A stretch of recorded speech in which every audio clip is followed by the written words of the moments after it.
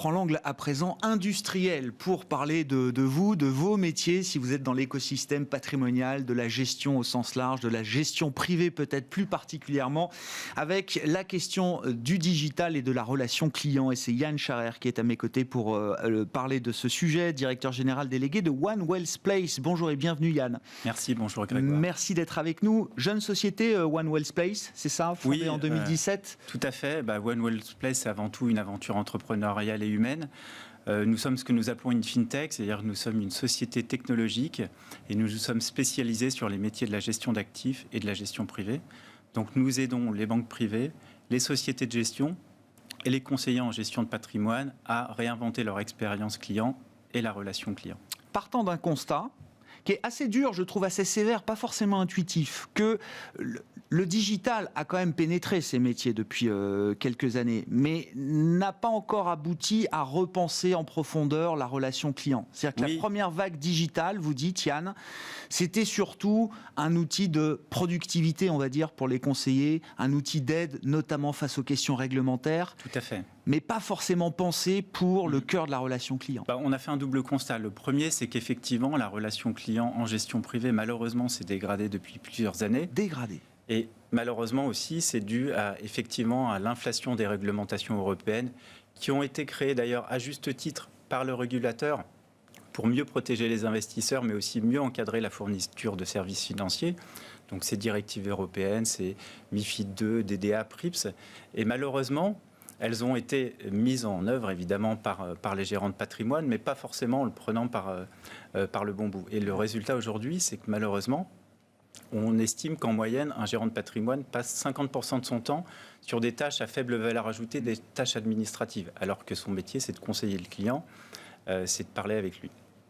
Et le deuxième constat qu'on a fait aussi, c'est que les clients particuliers, mais aussi les clients aisés, et d'ailleurs ils sont plutôt moteurs dans cette évolution, changent énormément dans leurs évolutions, dans leurs usages. Pourquoi ? Parce que tout simplement, ils utilisent des plateformes digitales qui leur permettent tous les jours d'avoir accès à des services en fonction de leurs préférences, de leur centre d'intérêt, de payer en un clic. Et si on rapproche ça aux services financiers, on a aussi des acteurs comme les néobanques qui permettent d'ouvrir un compte en quelques minutes ou des robots conseillers qui mettent un peu à mal le modèle traditionnel de la gestion de patrimoine et de la gestion d'actifs. C'est-à-dire que quand même la relation client qui est au cœur de la valeur peut-être de ce métier de conseiller en gestion privée ou de patrimoine, s'est dégradé. Le client s'en est aperçu. C'est ce que vous dites, Yann. Hein. Il s'en est aperçu et puis... il y a encore 5 ans, c'était pas grave si effectivement un banquier ou un gérant n'avait pas d'application mobile ou n'avait pas de portail. Maintenant, ça devient quand même extrêmement gênant. Encore plus en 2020 et en 2021. Malheureusement, on connaît une pandémie depuis presque un an. Les relations qui étaient surtout en gestion privée, qui étaient principalement des relations qui se faisaient dans des bureaux confortables, dans des salons, maintenant ça n'existe plus, il faut tout faire à distance. Donc comment est-ce qu'on s'organise dans ce monde-là, sachant que les clients aussi ont pris goût au digital, à la visioconférence, à l'instantanéité. Imaginez un client, pendant la chute des marchés financiers en mars dernier, qui ne peut pas accéder à son portefeuille. Il est obligé d'appeler tous les matins, d'appeler son gérant tous les matins pour savoir combien a fait son portefeuille. Et stressé pendant ce temps, stressé parce qu'il ne sait pas. Ça, c'est encore une réalité, ça. Alors, c'est une réalité pour la majorité des acteurs, pas pour tous, évidemment. Ceux qui ont le plus évolué, évidemment, ce sont les grandes banques, parce qu'elles ont des budgets d'investissement plus importants. Elles peuvent aussi s'appuyer sur leur banque de détail, donc elles peuvent capitaliser là-dessus. Mais pour les indépendants, vous dites... Mais pour les indépendants ou les petites sociétés de gestion, c'est très très difficile, parce que c'est vrai aussi que ce sont des investissements, si vous les faites en propre, qui peuvent coûter très très cher. Qu'est-ce que vous proposez chez One Wells Place pour reconstruire, rebâtir, réinventer la relation client avec la force du digital, Yann ? Justement, nous, notre conviction, c'est que on peut renverser cette spirale négative, c'est pas trop tard. Mais il faut déjà appliquer les recettes et les usages en fait qui font les bonnes succès. Pratiques. Voilà, les bonnes pratiques qui font le succès des GAFA. Pas besoin de réinventer l'eau tiède. Exactement. Donc appliquer ces bonnes pratiques tout en conservant effectivement, vous l'avez dit, ce qui fait la différence en gestion privée, c'est-à-dire la relation intuitive-personne.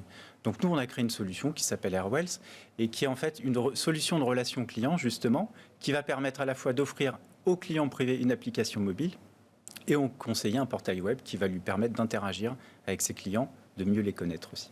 Ouais, vous dites, faut prendre les bonnes pratiques. Allons-y, côté Amazon, Netflix. Enfin voilà, c'est l'amazonification de la société et des services, de la distribution. Il y a des bonnes pratiques évidemment qu'il faut prendre.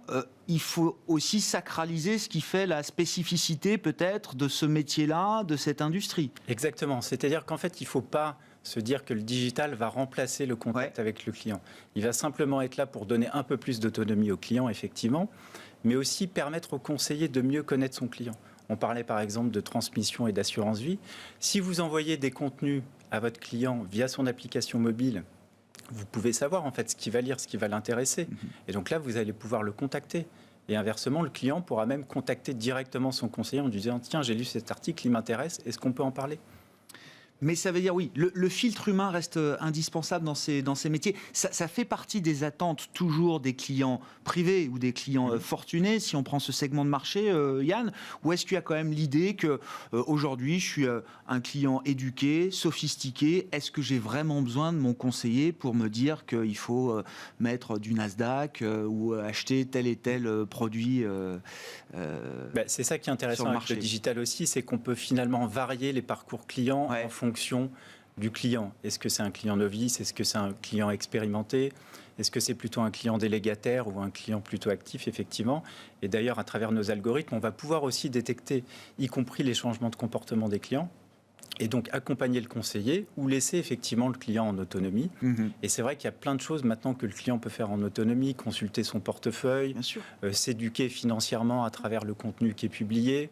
Visiblement, certains y ont passé beaucoup de temps pendant les mois de confinement. Non, mais exactement, oui. D'ailleurs, on a vu effectivement qu'il y avait un regain d'intérêt pour la bourse.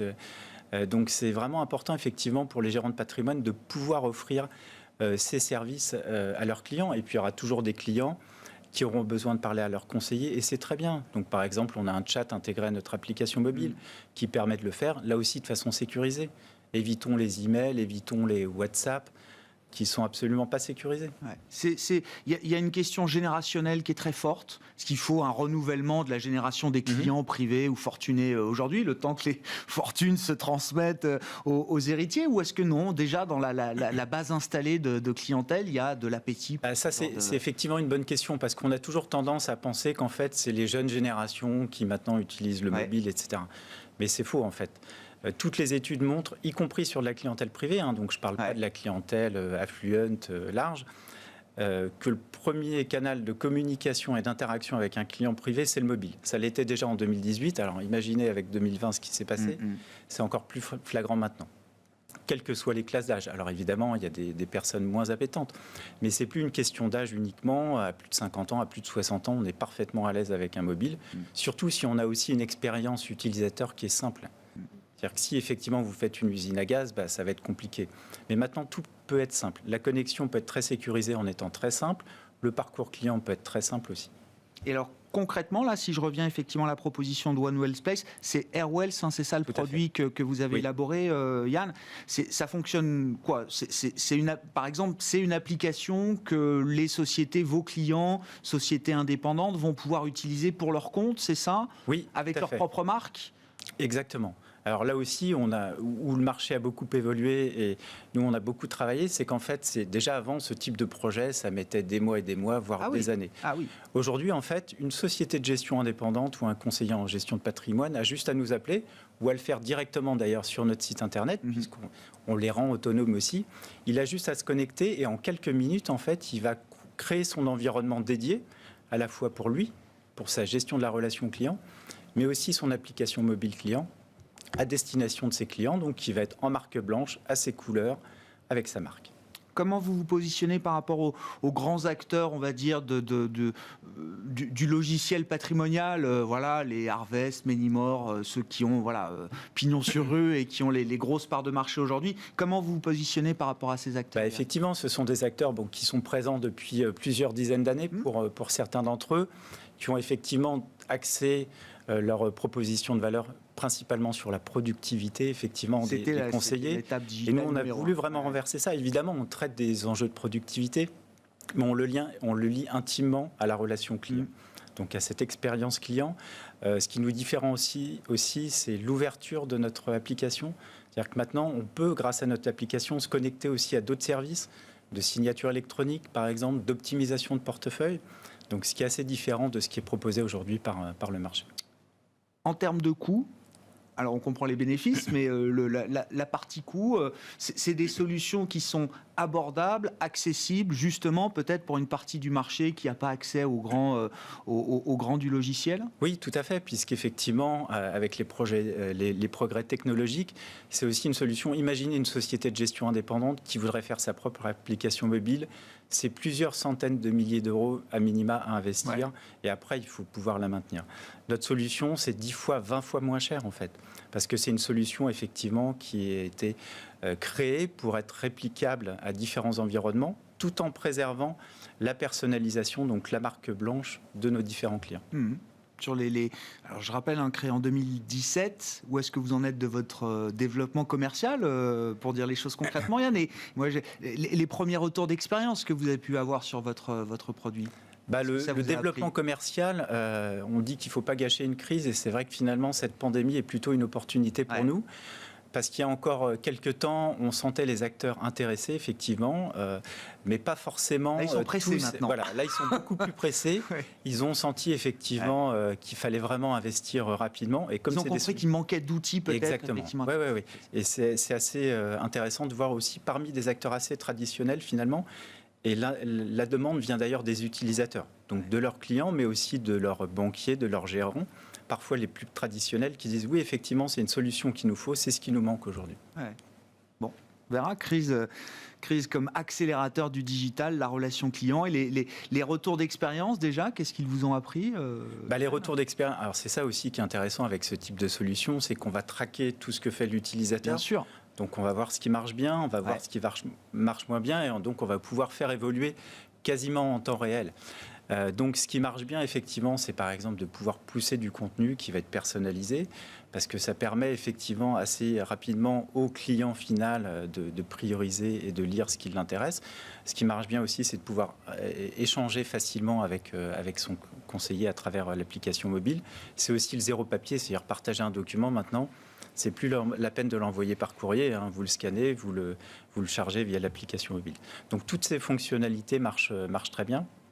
Et côté conseiller aussi, on voit que ça les aide énormément dans leur relation quotidienne. Donc l'adoption, parce que c'est vrai que ce type d'outil en général était quand même assez mal adopté, parce que assez difficile à utiliser. Là, c'est beaucoup plus prise en main. Et d'ailleurs, il n'y a même pas forcément de documentation technique en fait. C'est assez simple, c'est tellement simple à utiliser. Intuitif. Exactement. Merci beaucoup. Merci Yann d'avoir été à nos côtés pour évoquer donc les enjeux de la digitalisation, de la relation client dans ces métiers du conseil et de la gestion privée. Yann Scharer qui était avec nous à la mi-journée dans Smart Bourse, directeur général délégué de One Wealth Place. On se retrouve ce soir en direct à 18h30 bien sûr sur Bismart.